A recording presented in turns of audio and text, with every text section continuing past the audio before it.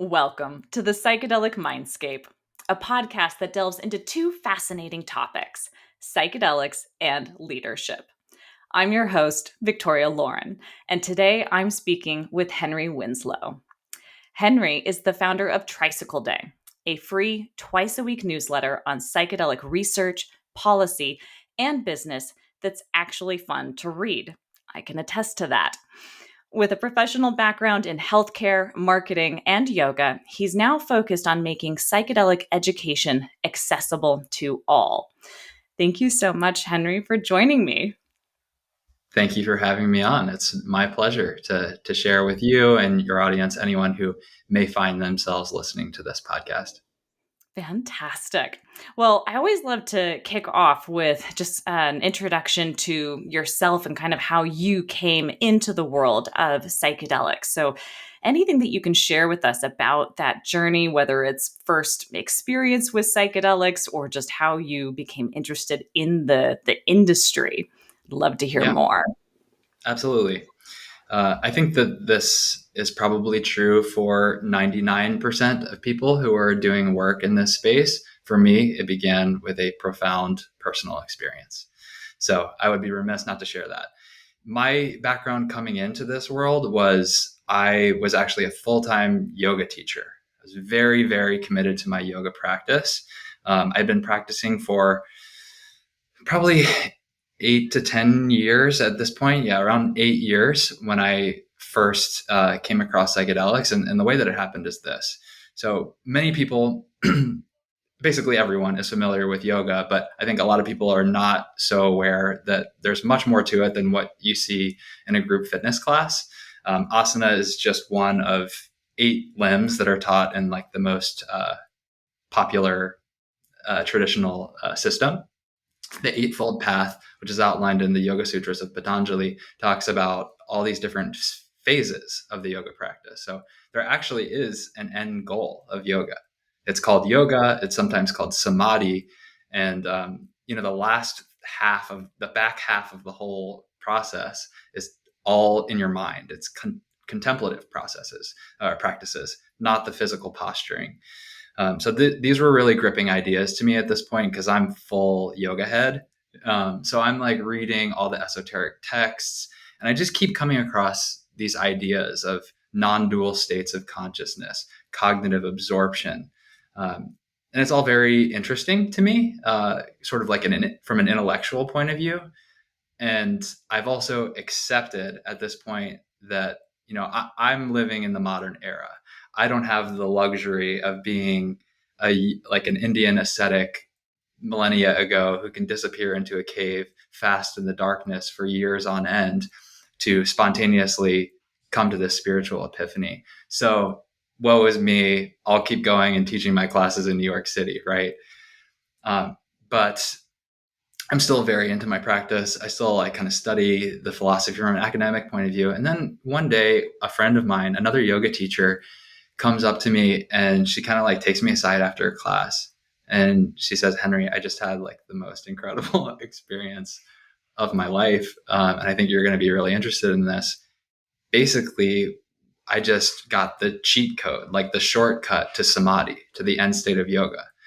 And I should back up and say that, the way that this is described in the text is there's a veil of separation between the self and everything else. But that veil is actually an illusion. And so the whole purpose of yoga is get to the point where that illusion falls away, the illusion of Maya, of separation, of this like 3D reality in front of us. And what's left behind is unity consciousness, a spontaneous realization of one's interconnectedness. And it's beyond interconnectedness. There is only one.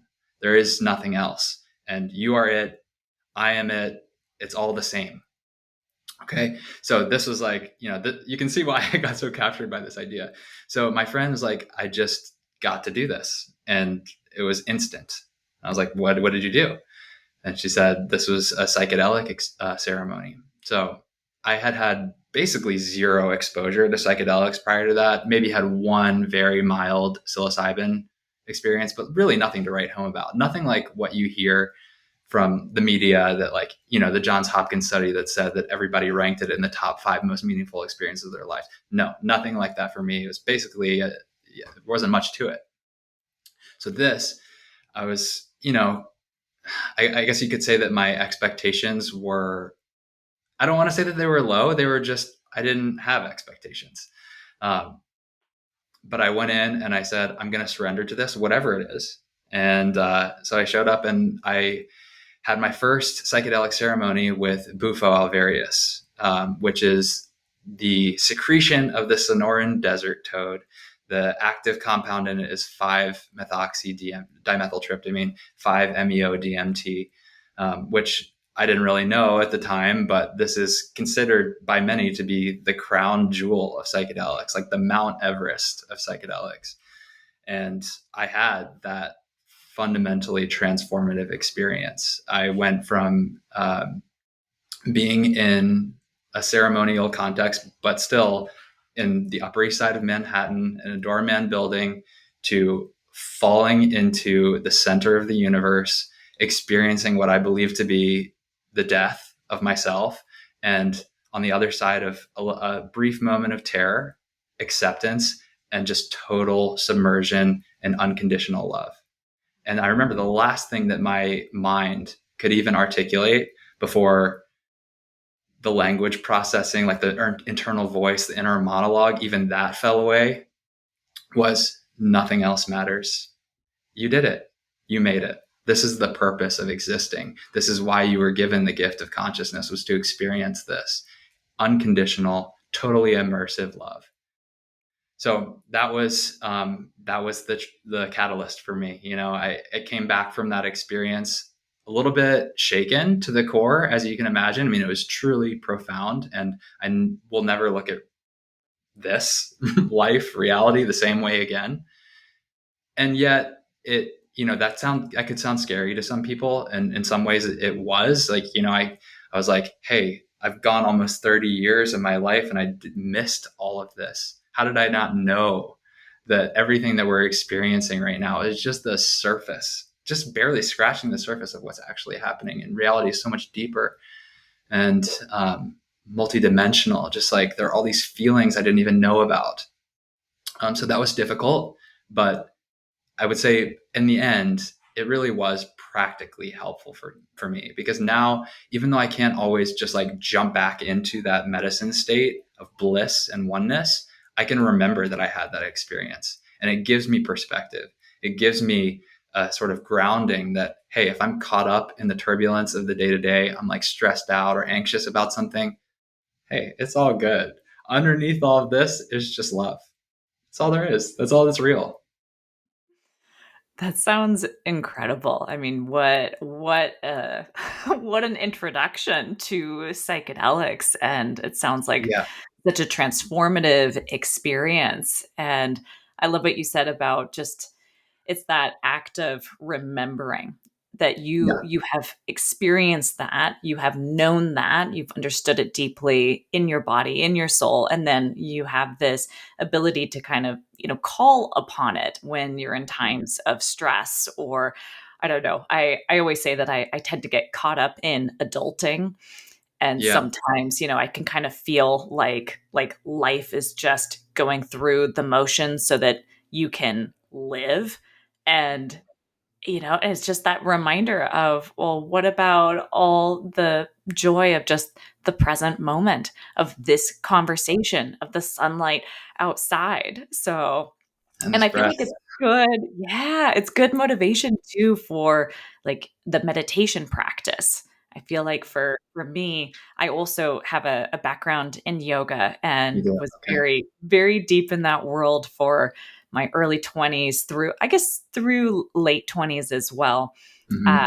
until I was injured in my yoga practice. And That'll happen.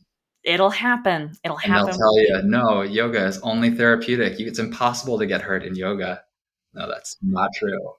My husband loves to tease me about it because, I'm always reminding him about the benefits of, well, yeah, stretch out, increase mobility. And he's like, you got injured during your yoga practice. Because some people are naturally really flexible, and then you veer into hypermobility, and that's a whole other Exactly. podcast. But yeah, Yep. people Yep. people really like to. There's a tendency in life to minimize, like reduce things to really simplistic concepts, and generally that's where you get in trouble. Exactly. Exactly. But it was also, I think, a good opportunity for me to, I don't know, I guess to push me more in the direction of meditation, and to, Yeah, that was a period where I started exploring that world even more, because I wasn't able to move my body in the ways that I was used to in like more of a moving meditation. So I got really into seated meditation. But then I don't know, I am curious, have you ever done any of the extended, like silent meditation I retreats? have. You Yeah. have. Yeah. I've done the SN Goenka Vipassana, like the classic 10-day Yeah. silent meditation Yeah. retreat. But I did here, this is actually a continuation of the previous story. So, Okay. um, like you, I got pretty interested in like my Bufo experience definitely reinvigorated my meditation practice. I was already a dedicated meditator. Okay. I was like doing all sorts of Kundalini Kriyas and doing mantra recitations. I did TM. I basically sampled the whole smorgasbord of meditation practices. And it was a big part of my life. But having that experience, I was like, whoa, to be honest with you, I was kind of like chasing that experience for a while as a means of integration. I was like, how do I get back to that meditation, that medicine state through meditation? And so, I was like kind of like addicted to meditating for a little while after that because I could kind of get there close, but not enough to satisfy it. Yeah. So I have. So then several months later, after the Bufo experience, um, well, let me back up. So I had my first experience with the 5-MeO DMT.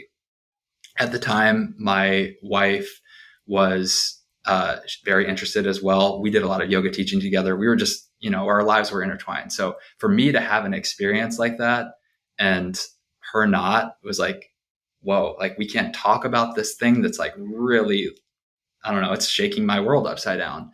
And I didn't pressure her, but it was just kind of like natural. She was like, okay, I need to do that too.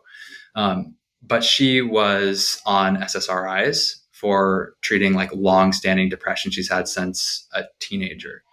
And to educate your audience, if they don't know this, there are some cautionary practices. There's not a ton of research around this stuff, and they're challenging it now. But at the time, the advice was like to be cautious around concurrent use of SSRIs and classical psychedelics because they act on the same receptors. And there's the danger of something called serotonin syndrome, which can be really serious, just like blazes out your serotonin receptors and messes up your brain chemistry. And I think in some cases can be fatal. So it's really not something we wanted to like mess around with.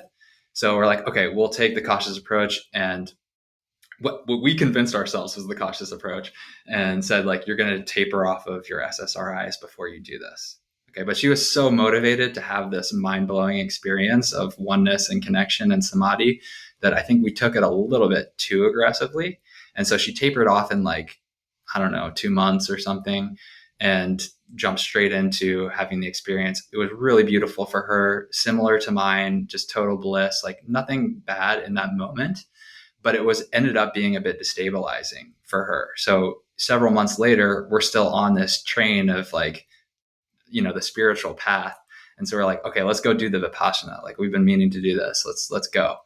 Um, and 4 days into it, well, let me explain what happens there. So they take away your phone. You're not allowed to talk to anyone. You can't even write in a journal. It's very bare bones. Like if you are not comfortable sitting with yourself, you're going to be very, very uncomfortable at this place. And So the it's first 10 3 days, days. it's 10 days. Yeah. And the first 10 3 days, days. literally all that you do is like, just focus on the feeling of the air moving between your nose and your upper lip, in and out. That's all you're allowed to think about. And if your mind veers anywhere else, that's okay. You just get the reps in, you bring it back to that point of awareness right here. Okay. Day 4, they teach you the full Vipassana technique, which is essentially a body scan. And you're looking for these sensations in the body. And what you take away from it is that it's all impermanent. It's always changing. So you don't become attached to any of that. And the idea is that that transfers into the rest of your life, right? That now you see everything as being impermanent. These little things don't bother you so much. Anyway, on day 4 or 5, I can't remember now, the instructor pulled me aside and I was like, okay, what? Like, you don't pull someone aside unless something is happening. And they told me that what had happened, my wife had what you might call a spiritual emergency, or you might call a psychotic break. It kind of depends on your point of reference, but it was not good what happened, and we needed to leave. They're not equipped to handle it. Essentially, what had happened is she had a spontaneous vision, sitting in meditation, and there was like an entity that felt very outside of herself, confronting her all up in her space. She's also Filipino American and not like European descent Filipino, but like indigenous descent Filipino, and had these ancestral memories come through of like running through the jungle and essentially like being preyed upon by like imperialists, like trying to kill her. So it Oh, was very, God. very traumatic and scary. And so we left. And she's okay now. But I say that because meditation is serious, and psychedelics combined with meditation, like, I think everybody wants to talk about how all the things that are good, and there is a lot that's good. But what I don't want to happen is to wash away the real risks, because there is no, there's no free lunch in this world. It comes back to the thing with yoga, right? Like, people want to reduce something to a very simple narrative. That's not how it is. Yeah. Yeah. Thank you for sharing that. That must have been, wow, such a difficult experience for your wife and for you guys to go through. And I'm also curious, just from like an integration point of view, did you have access to any kind of community? It sounds like obviously you were able to talk to each other about the experience, which is wonderful. Yeah, And we perhaps the did. friend introduced We you. did. Okay. Well, the thing is, like, at that time, neither of us was like in the know in the psychedelic world. Like, we were not part of the echo chamber. So I didn't have the language around integration. I'd never heard that word in the context of psychedelics before.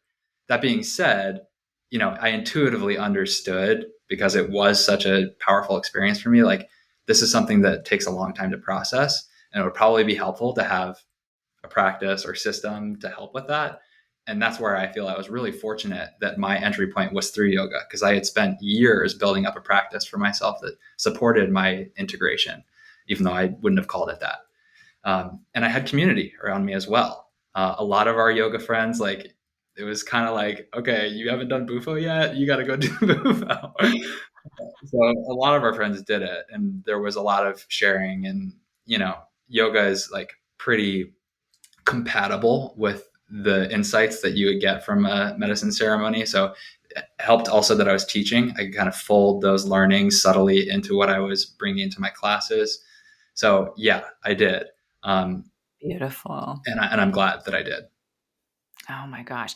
So I want to ask you about the timeline of things because you're in New York, you're teaching yoga, but I know that you've also got there's so many other things that you've done. You were a brand strategist for big pharma. You also helped to start an NFT studio, which I had to Mhm. look up. I was like, "What the heck is What is NFT?" that? Non-fungible token. I still don't understand it. I'm hoping Yeah, you can yeah, explain it's, it. it's Something to pretty. do with blockchain. But Mhm. you went to that and then but now you're doing Tricycle Day, so Yeah, let me try to place these moments in time. okay. So my first job out of college ever was in marketing and advertising in healthcare focused boutique shops in New York. So most of our clients were pharmaceutical companies, like the Pfizer, Genentech, AstraZenecas of the world. Um, I got into that because I had always had an interest in health. I was the child of two MDs.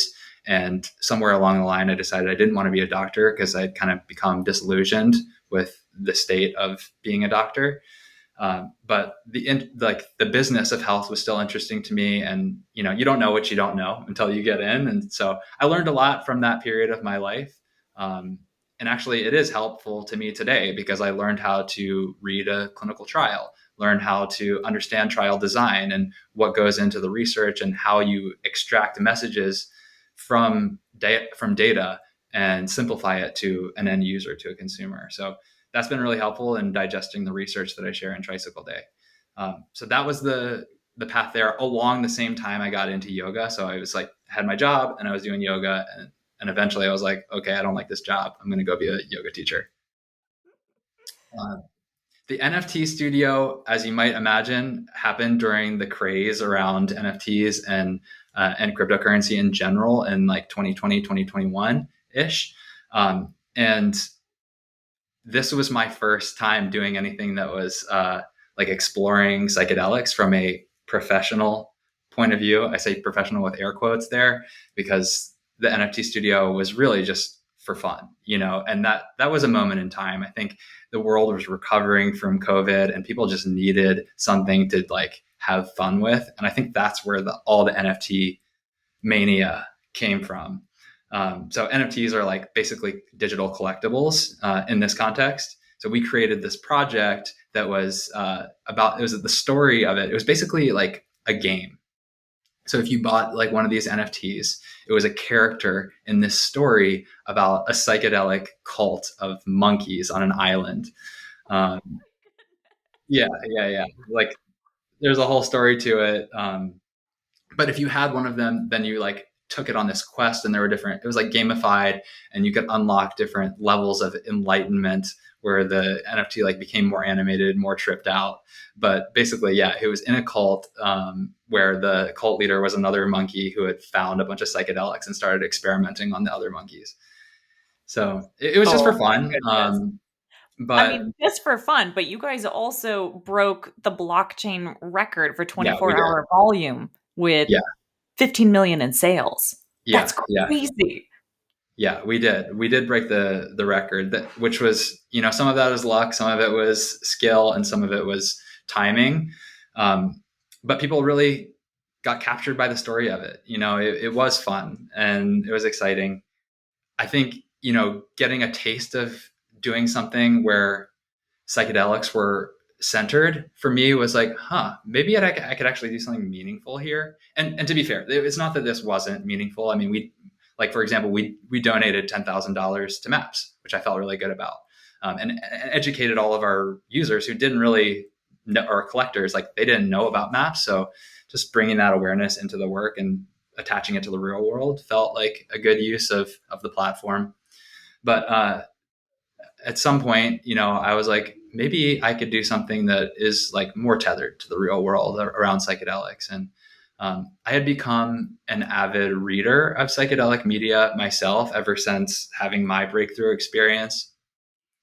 And what I found was like, yes, I have this scientific background. Like I studied molecular and cellular biology. So I get it. I can read this stuff, but a lot of people don't, the scientific stuff, the medical literacy stuff. And then you had a lot of that. On the other end of the spectrum, there were what I would call like individual content creators or influencers who were building a brand and like a narrative or like a brand story around the neo-spiritual side of psychedelics, more like honestly like what I came to it for, not the therapeutic side. But the language was alienating in a totally other way. It's like a bit too woo-woo for the everyday user or reader or just everyday person.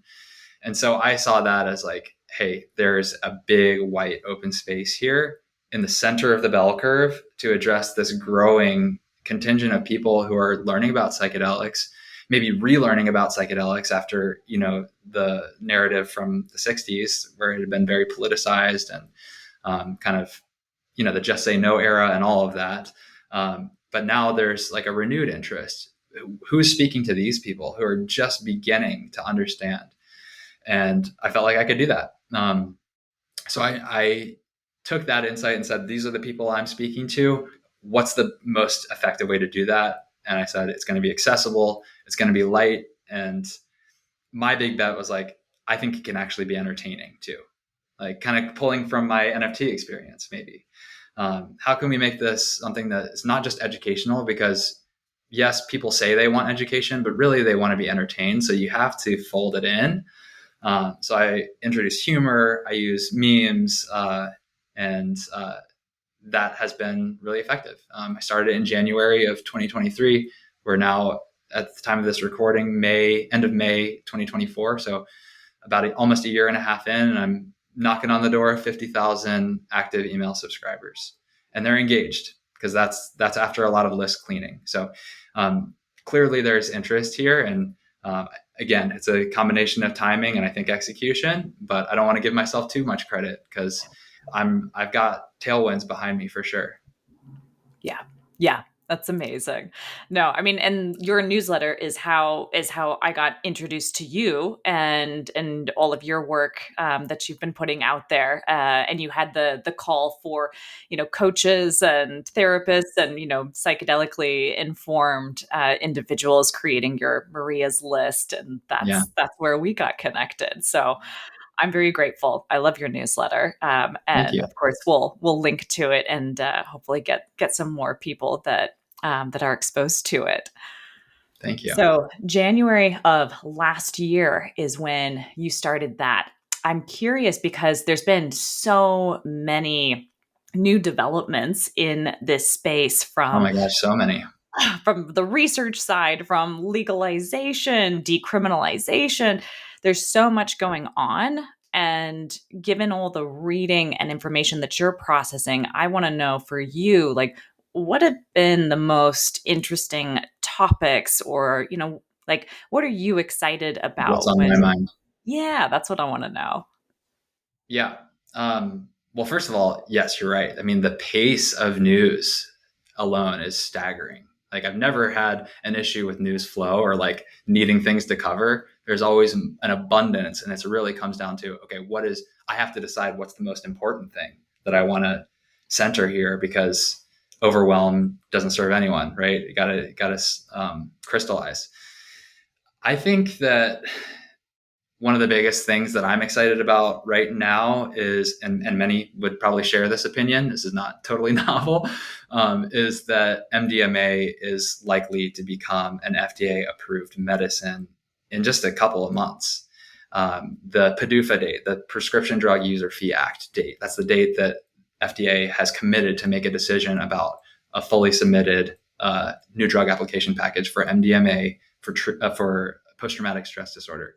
That date is August 11th, I think, early August. And all signs, I mean, it's been sort of a very public conversation, definitely more controversy and pushback and just publicity than the average drug application, because it is so different in a lot of ways, which I'm happy to talk about. But the reason why that's such a big deal is, first of all, it's like the culmination of 4 decades of work on MAP's part. So they've really played the long game. Amazing, like, props to them. And secondly, like, this could be the sort of precedent catalyst moment that brings in a lot of faith from other players in the pharmaceutical space that, look, this is a legitimate space to invest in. We can bring research and development dollars into psychedelics to make these medicines accessible to people for real, like, currently intractable mental health conditions like treatment-resistant depression, generalized anxiety disorder, PTSD I already mentioned, and many, many other substance abuse disorders, you name it. The applicability is really wide, kind of amazingly wide. So that's a big moment that could occur this year. But to the point that you raised earlier, I mean, there's a lot more going on than simple medical approval pathway. You also have, on the other end of the spectrum, like legislatively speaking, is decriminalization, which is based on the notion that, like, look, even if you have no pathology, even if you just want to explore your consciousness, you want to connect to spirit, whatever your motivation, these shouldn't be criminal activities. Like, many of these psychedelic compounds exist naturally in nature. They're not like synthesized in a lab. We're talking about something that comes out of a mushroom that grows prolifically on all corners of the earth, except for Antarctica. So I love to see movement there. I personally believe that I'm a big proponent of decriminalization. I think it's ridiculous that these are criminalized substances to use and possess. And I think, the thing that that sort of keeps me up at night, like the tension that I have there, is that I also see the tremendous need to do something serious to address this mental health crisis that we're in.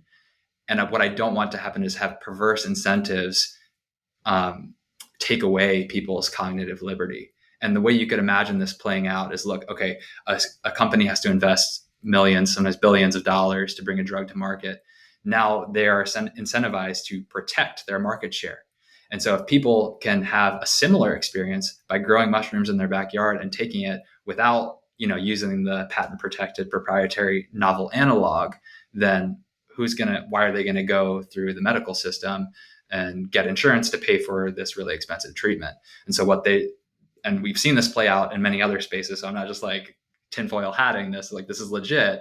They'll use their special interest lobbying power to say, okay, we got to make sure that decriminalization doesn't happen. So that's my fear. Something that I'm watching. I don't want to, it's not that I feel like powerless, but in some senses, like I just got to focus on what I'm doing in the space and not try to get too caught up in that, because it could just drive you crazy. It definitely can. There's so many different directions that you can run with this. And okay, I've got a lot of questions off of what you just said. So let me take it back to MDMA first. Okay. So MAPS, now Lycos Therapeutics, with their new drug application, bringing this to market. I don't know exactly, what the patent would look like around MDMA, but I believe that it also involves sort of the nature of delivery and, the combination with psychotherapy and, that kind of setup. I don't know if you know more about that. Yeah, I mean, I can't speak with authority around their patent strategy. I'm sure that they do have many patents, but I can speak to the spirit of it. I recently interviewed Rick Doblin, and he had a lot of words about this. Perfect. The psychotherapy is the medicine. Okay, he's very adamant about that, because the way they set up the clinical trials, the people who are on like the placebo, like the control group, that arm of the study, they still got the psychotherapy, and their results were actually quite good. There was still a significant improvement comparing the MDMA arm to the non-MDMA arm, but just getting the psychotherapy alone had pretty staggering results. So that kind of speaks to the way that they've set up the psychotherapy, and that is going to be a part of what is their IP in some way, shape, or form. I could, even when I speak to Rick, and I want to be careful here, I'm not going to try to like represent him or anything, but I sense that there was even a bit of tension that he held around that, because he is also a proponent of like these shouldn't be illegal, but at the same time, like treating it as a medicine allows it to be more effective if you wrap it in the right container and the right surrounding support for a specific type of person who has a real, complex PTSD diagnosis. Right. I think it just comes down to like different uses for different people, different circumstances. Yeah. Yeah. When we think about it from a business perspective, like this is something that I have not been able to figure out. If you've got big pharma, which I also come from healthcare, health tech Okay, background. My degree is biomedical engineering, so got it. that was the world that I was in before getting into leadership coaching and Okay. incorporating psychedelics into that. And where what I'm thinking about is all these big pharma companies. Obviously, it's incredibly expensive to go through all of these various phases of clinical trials, this whole process, right? We're talking $1 billion kind of price tags. Yeah, And when on the other side, when that comes to market, then they're relying on prescribers delivering this to the patient, the end user, whoever's consuming the drug. It's something that you are taking on a daily basis. There's all of these things that fall under the ecosystem of medication management. yeah. And so where I am confused, and I'm wondering what your thoughts are, if if someone like Lykos Therapeutics is taking MDMA to market, and this is something where people can have a single experience and then 6 months, 12 months later still be symptom free in terms of PTSD, then where is the revenue in Yeah. that? So what is the business model? Yeah. No, you raise good questions for sure. Um, there are a few different ways I can address that. So I'll try to remember all the things that I want to say here. First is like sort of the macro picture. So a lot of the companies that develop the drugs, like the companies that are actually engineering the new molecules, they don't actually need to worry about commercialization. They're just a biotech shop, and their goal is to sell the technology or license it out to a pharmaceutical company that's much larger. And they're going to be the ones that have to make sure that it is a sustainable business model. The biotechs are more motivated about like, hey, let's create something new that someone will see as valuable, and then they'll buy it in like a lump sum. Okay, so different motivations at different stages of the supply chain in R&D. But your point still stands. Like eventually somebody has to reckon with that, right? And what I would say is, I think this is a pretty common like question that people raise, and also a source of a lot of skepticism and contempt directed toward the pharmaceutical industry, which, let's be real, like is warranted. Okay, it's warranted for sure, but it also is a little bit reductionist. Not every drug is daily. There are many successful blockbuster drugs that have driven a ton of revenue that are dosed infrequently. You see drugs that are every 2 weeks, every week. Also, some are more frequent than daily. Some are 3 times a day. And then even beyond like the frequency and spacing of dosing and administration, there's also like finite windows. So there are successful drugs that are given, maybe 1 or 2 times, and then you're done. And companies are still able to make those successful businesses because the market is there. It becomes a volume game potentially. But some examples of that are like hepatitis C drugs. It's like an infusion that you take 3 times and you're done. Same with all these like new immunotherapies for cancers and like the CAR T cell replacement. I don't know if you've read much about that, but they like draw your blood out, replace, like do this kind of like gene magic and replace the T cells in your blood. And then it goes and kills off the cancer cells. Like that's a one-time treatment. It's very expensive, but it's one time.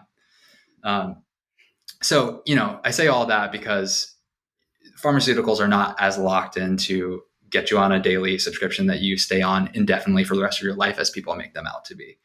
And even in MAP's case, like it's actually not a one time. I think I'd have to brush up on the study on the trial design, but I think that they had 3 experiences.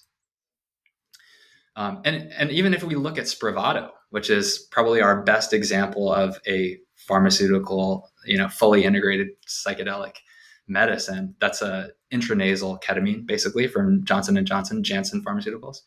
And I think it titrates. Like you start and it's like a couple times in a week, and then you eventually back out to every 2 weeks, and then you can stop eventually. Yeah. Yeah, that's a really good point. There's a lot of precedents in terms of other drugs that have been brought to market that are not daily Mhm. or are, for a short term, and those have been successful. And I'm Yeah. sure just Oh, from actually, like, sorry to oh interrupt you, yeah, but I go just for thought it. of one other thing I wanted to say about that. I, Please. I actually think that it's kind of surprising given what you're saying, because I agree, like that's the most obvious way to build a sustainable business in psychedelic medicine, right? Is to figure out a way that it's repeatable. And I'm surprised that there haven't been more that have been going down the microdosing path. There are a couple, but Exactly. that is the application. And many people, anecdotally, on the ground or underground, whatever you want to call it, they are replacing SSRIs with microdosed psilocybin. People are replacing ADHD medication with microdosed LSD. So there's a lot of opportunity there for sure. I think so. I think so. And I feel like if I was a pharmaceutical company or involved in some type of drug development, that is the path that I would want to choose. I'd want to have, the macrodose option for individuals that are looking to combine it with psychotherapy. But just like in the coaching that I do, I don't facilitate the ceremony or the macrodose journey itself. There's so many, wonderful people that do that. So I team up with other facilitators to make that happen. But a big part of the integration process afterwards is how are we incorporating microdosing? So if I Yeah. was a pharma company, like that's exactly what I would be looking at. Yeah, yeah. The issue is when you're a pharmaceutical company and you have the FDA regulation process to contend with, each one of those applications is a totally different study, unless you're very clever in the way you set it up the first time. But just a lot of True. resources required to do that. So a lot of these companies have to pick one lane and just fully commit. Yeah. Yeah, that is true. The one thing that I'm hoping, and I'd be curious to know your thoughts on this, is with MDMA coming to market and federal legalization, my hope, and maybe this is already their intention, that they're going to, go the VA route for delivering this, Yeah, because I feel like there's so there's some VAs that I've talked to that are very psychedelically informed and aware and want to bring it in, and then there's others that I just spoke with a veteran the other day who was telling me about all the various ways that he's been trying to heal, from his trauma, and everything that he mentioned, is great. And then I finally am like, well, have you looked into psychedelics? And he had no clue. yeah. And he was a part of the veteran community here in Central Oregon. So I feel like that would be a great route to go. Yeah, and it's in the works for sure. I mean, the VA has already said, like, hey, we're ready to invest millions of our own dollars in studies. The tricky part is that the VA needs like its own research. So even though there's this like growing mountain of evidence in support of psychedelic therapies for mental health conditions that would apply to veterans, they have to like validate it themselves.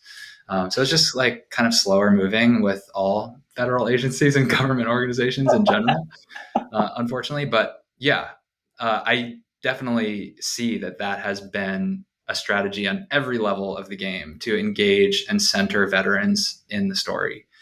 In the political, like policy reform movement at the federal level, it's ex-military vets who are the most vocal advocates, and they tell their stories. They tell the stories of their brothers in arms, even if they're not currently serving in the government, and they put themselves out there. It's like actually really inspiring to see, because these are people who hold positions of authority. And we were talking about this before we turned on the recording, but some people are afraid to share this because it puts their positions in jeopardy. But these guys are doing what they believe, because it's life-saving for them. A lot of them have had to travel out of the country, and there are many nonprofit organizations at this point that serve explicitly for this purpose, to help shepherd U.S. veterans into reliable, trustworthy treatment centers overseas or in Central America or whatever the case may be, to have these life-saving treatments with ibogaine, 5-MeO DMT, psilocybin mushrooms, you name it. Yeah. But Yeah. it's happening. I think, we all want it to happen faster, but this is just how it goes. It is. It is. And just to comment on the nonprofits you mentioned, I'll link to this in the show notes. Heroic Hearts Yeah, Project, they're doing great they're work. an example, right, of doing exactly this. So I'll be sure to link to that as well. Well, I want to also ask you, just with kind of the breaking news about the bill and being introduced in New York, which is using it's a very different approach Yeah. of going, the permit application route. And so I'm kind of curious to know, from your perspective, because I'm thinking about Oregon, which is, licensed service centers with facilitators. You don't have to have a doctor's referral. There's not like a big health thing or big T trauma thing. You can just go in to explore your own consciousness if that's what you're interested in. Then you've got Colorado with Natural Medicines Act, and it's just kind of like, hey, if you can grow it, then Then you're good. it's cool. Yeah. It's all good. And now New York putting forth this whole permit model. So I just Hmm. love to know from your perspective what you're seeing, and just Yeah. what you think is is going to stick, because I feel like there's so many different ways people are approaching this. Yes. Yeah. Oregon and Colorado are definitely like the pioneers. And I'll just add a little bit of color to what you already shared. I think that was a great summary. In Oregon, there were originally actually two ballot initiatives passed at once. There was the one that set up the Oregon Psilocybin Services Act, which is where you have the facilitated use model.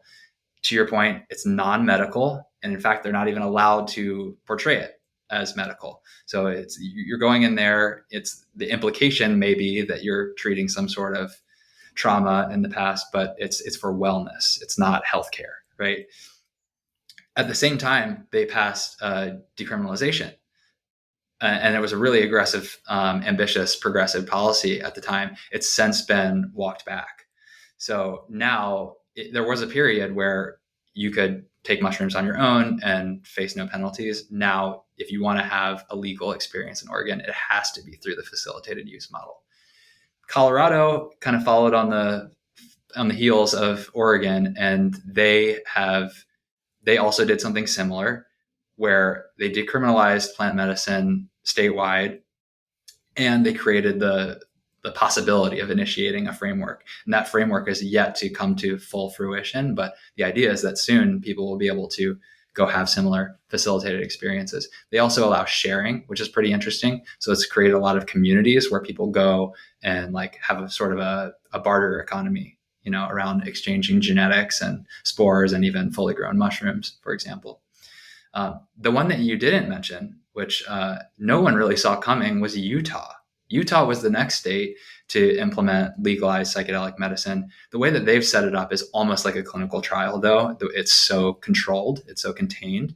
It's limited to like a handful of pre-selected hospital systems.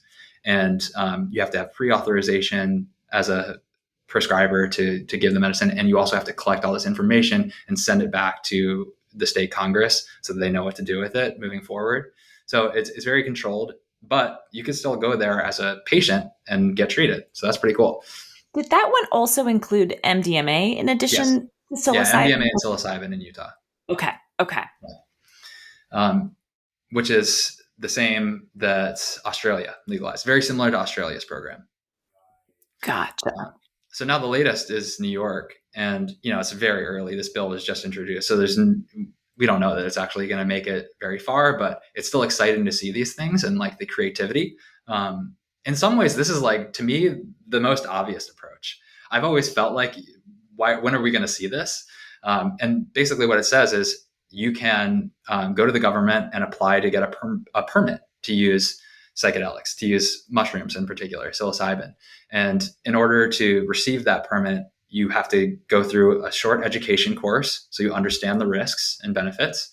And then you have to pass a health screening just to rule out anyone who might have pre-existing conditions that might make you a bad candidate. And then other than that, like as long as you're willing to take those steps, you're good. And you can share. You can share with other people who have a permit. So I'm very excited to see that legislation. I hope that it goes through. I'm skeptical. I try to default to optimism in all aspects of life, but I've seen enough in this to not get too carried away when something just gets introduced.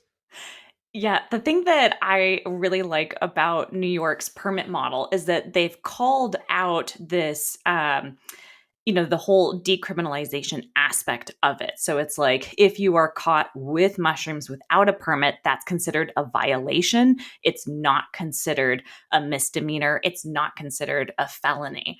And that, I think, is huge. Yeah.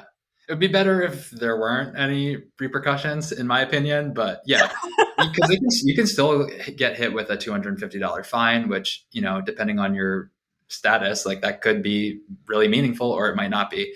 And you can end up in jail for like 2 weeks. So that's disruptive to anyone's life. Yeah. Okay. Good point. That was the but nice no, you're thing. right. I mean, it's definitely better than the current situation. It's better than the current situation. It's yeah. I did like how in Oregon, when we were all on board with decriminalization, then it was just a simple citation, something similar to like a parking ticket. And Uh-huh. that I felt was a good approach. But we'll see what Oregon ends up deciding to do. I'm pretty bummed about the rollback of Measure 110. Yeah. Yeah. I think the issue with Measure 110, unfortunately, is that, and I know this is sort of a controversial take because people are like, well, don't like fall into psychedelic exceptionalism, but these substances are used in different like contexts, and it seems that what happened is that the rise in the increase in use of opiates, basically like that was the problem. So there are more deaths, more overdoses related to fentanyl, and so on and so forth.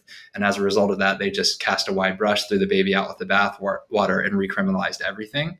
Yeah, So, as much as I really don't think that any drug should be criminalized, like let's at least start with the obvious ones that are clearly helping people and like have very low risk. Psilocybin is considered to be, by like pharmacological standards, very safe. yeah, way safer than tobacco, way safer than alcohol. Yeah. I mean, that's the one thing that I feel like people should keep in mind here is that just because, something is legal and has been around in our society for a long time, it Yeah. says nothing about the safety profile of the No, drug. So no, nothing. It doesn't tell you anything. It really doesn't. it Because there's really so does. many other factors. There's so many other incentives at play in terms of what gets promoted and centered. I mean, you could make the argument that like sugar is a more dangerous drug than psilocybin, and Totally. yet that's totally integrated into our world. Yes, And exactly. to be clear, like I'm not saying that we should criminalize sugar. I believe in choice, but to treat psilocybin the way that it has just doesn't feel consistent. Agreed. Agreed. Well, I want to shift gears as we're coming to the end here, and I want to bring us to this whole concept of psychedelics in corporate America.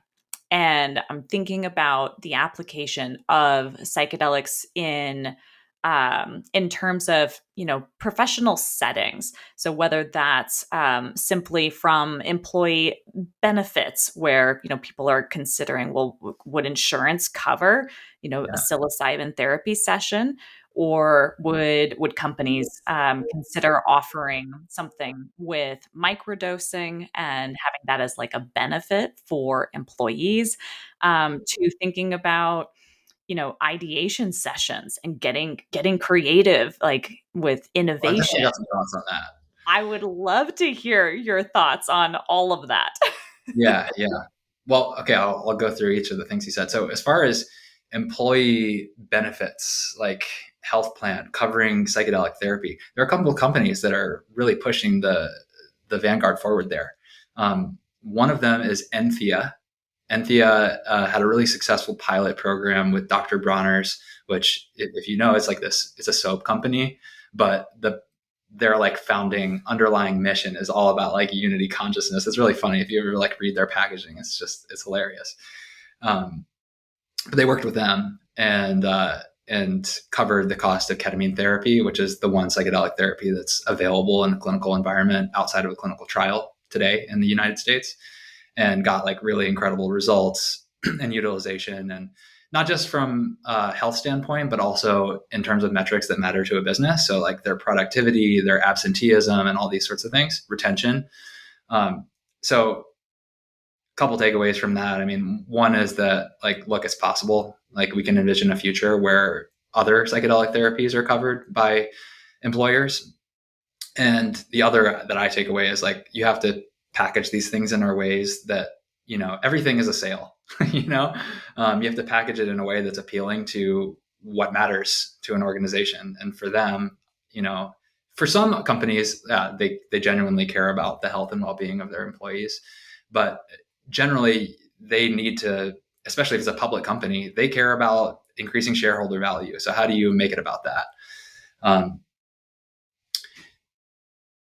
what was the next part of the question that you brought up? There's I something else I also want. brought up microdosing and Oh yeah, supporting microdose. employees. Yeah, yeah, with Yeah. that as well. Are you familiar with the company Mudwater or the Yes, product Mudwater? Okay, yes, I their am. CEO Shane is been like very vocal about this. And I interviewed him for Tricycle Day at one point, and they have to be pretty conscious of the language for legal reasons. So they don't encourage microdosing, but they provide a supportive environment should you choose to do that. A lot of education, resources around how to be effective with it. I think that's something that any company can do right now because there's nothing illegal about that. And if people make their own decisions, whether or not it's in alignment with the law, like you can still provide harm reduction services. So I think that's pretty cool and inspiring. Um, Ultimately, yeah, if there's a microdosed pharmaceutical that's approved, I see no reason why a health plan shouldn't cover that, an employer sponsored health plan. Yeah. Yeah, absolutely. And then what about for like ideation That's sessions, right. That was the one that I was like, creativity, I want to. innovation? Your Yeah. eyes So lit up with that one. yeah, my like corporate background is in the agency world. So we did a lot of brainstorming. And I use that word sort of like tongue in cheek, snarkily, because it's not, like brainstorming is to me like it always felt really forced in these meetings. Like put a meeting on the calendar, ask people to like drop what they're doing,